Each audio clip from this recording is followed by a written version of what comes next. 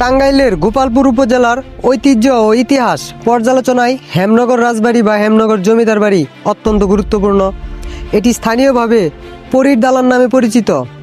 এই রাজবাড়িটি নির্মাণ করেন পুখুরিয়া পরগনার প্রভাবশালী জমিদার হেমচন্দ্র চৌধুরী।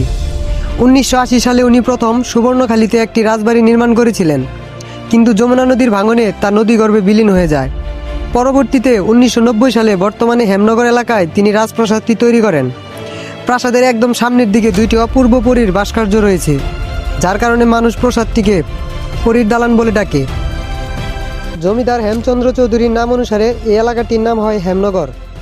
একসময় এটি ছিল এ অঞ্চলের শিক্ষা ও সংস্কৃতির কেন্দ্র। শোনা যায় তৎকালীন সময় এখানে কলকাতার প্রখ্যাত বাইজিরা আসতেন নাচ গান করতে। দেশভাগের পর জমিদাররা ভারত চলে গেলে বাড়িটি পরিত্যক্ত হয়। এটি টাঙ্গাইল জেলা সদর থেকে 50 কিলোমিটার, গোপালপুর উপজেলা থেকে 11 কিলোমিটার দূরে অবস্থিত।